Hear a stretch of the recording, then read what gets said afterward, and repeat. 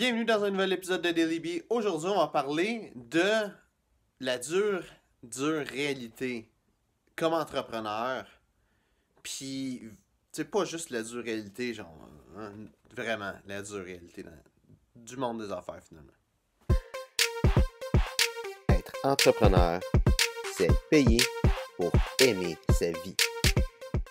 Fait que, quand tu te lances en affaires, c'est vraiment simple. Tu te dis, je veux faire telle affaire, puis tu fais tout ce que tu peux pour accomplir ça. Puis, il y a des choses que tu sais comment faire, des choses que tu sais pas comment faire. Tu as des façons d'être qui vont empêcher que tu avances. Tu vas peut-être avoir des problèmes financiers. Tu peux avoir plein d'obstacles qui vont être sur ton chemin pour réussir. Et ça, c'est plate, mais c'est la vie. C'est le même. Puis ça, c'est pour tout le monde. On a toutes des choses qu'on est bon, des choses qu'on n'est pas bon.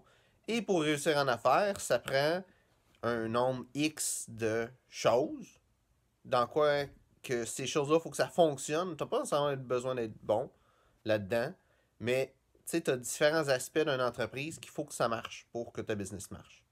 Puis, quand tu commences une business, tu es tout seul, puis, règle générale, ça marche pas. Puis pourquoi est-ce que je parle de la dure réalité d'être en affaires? C'est que si tu regardes statistiquement, si tu lances une business, tu vas échouer. C'est de même. C'est juste comme ça. C'est extrêmement rare quelqu'un qui lance une première business puis que ça marche. Règle générale, cette personne-là va déjà avoir de l'argent ou il va déjà avoir une audience quand il va faire ça. Tu sais, quand tu as une audience, c'est facile. Tu arrives, tu dis hey, j'ai 1 million de personnes qui me suivent sur Internet. Peux-tu me passer de l'argent pour que je lance ce business-là? Généralement, le monde va se dire oui parce qu'ils savent que tu as des clients. Ou si tu as de l'argent, je veux dire, tu n'as pas le problème financier. Tu peux engager des personnes qui font des choses que toi, tu n'es pas bon dedans. Mais, règle générale, le monde, ils n'ont pas ça. Tu sais, les business que tu vois, là, c'est toutes des business que le monde avait pas ça. Il n'y avait pas d'argent, puis il n'y avait pas un paquet de monde qui les connaissait. Fait qu'on reste avec les statistiques.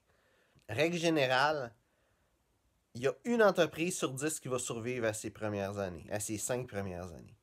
En fait, la raison qui fait que 9 entreprises sur 10 échouent dans les 5 premières années, c'est un problème financier. C'est qu'ils n'ont plus le cash de fonctionner puis sont obligés de fermer les portes. Puis ces 5 années-là, si tu réussis à avoir de l'argent puis à pas échouer, ça t'a pris énormément d'efforts. Il a fallu que tu travailles plusieurs heures par jour.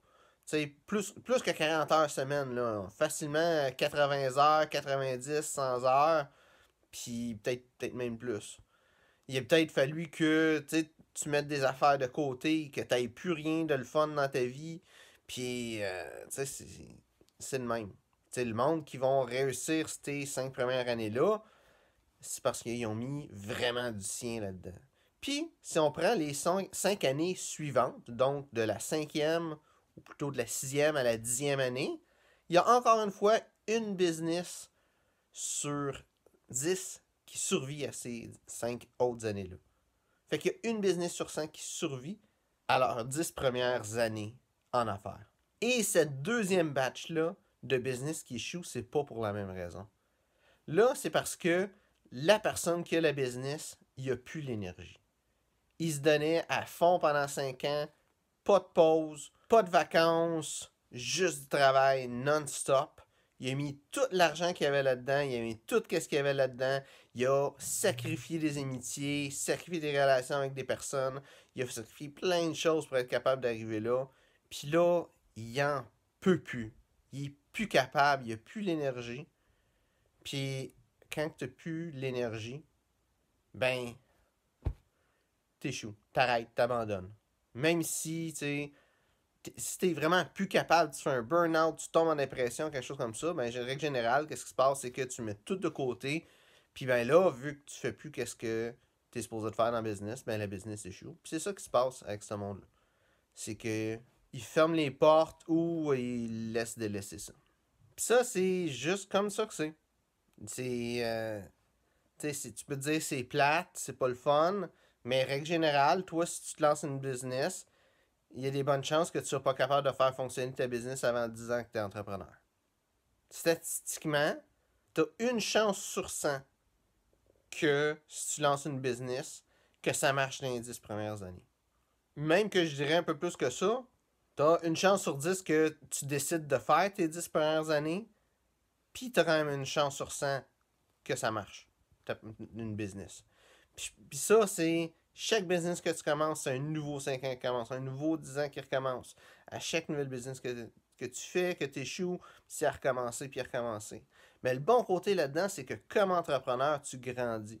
Fait que ton 10 ans comme entrepreneur, il est toujours du départ. C'est quand tu te dis, moi, je deviens entrepreneur, je pars une business, si tes business échouent, puis que tu apprennes qu'est-ce qui s'est passé, pourquoi la business a échoué, ben là, tu vas grandir. Puis en grandissant, cet apprentissage-là que tu as fait, mais reste en toi.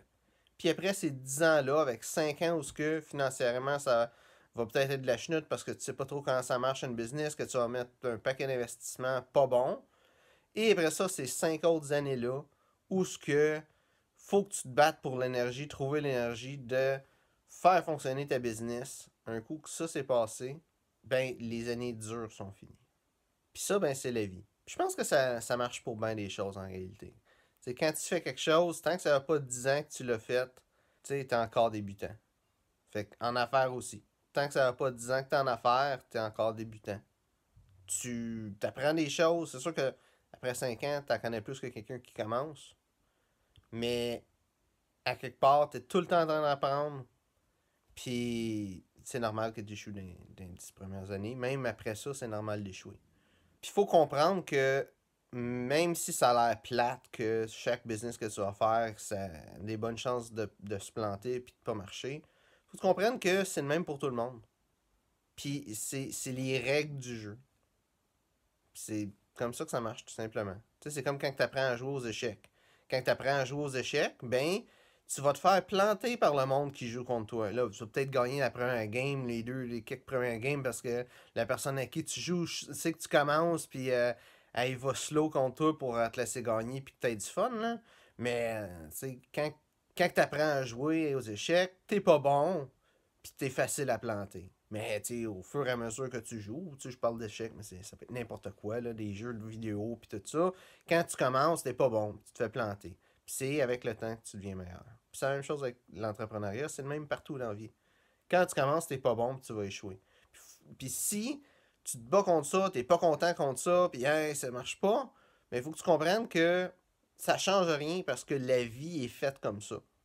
Fait que si t'es pas content qu'il faut échouer dans la vie pour être capable de réussir, ben tout ce qui va se passer, c'est que tu vas abandonner puis tu vas échouer dans la vie, tout simplement.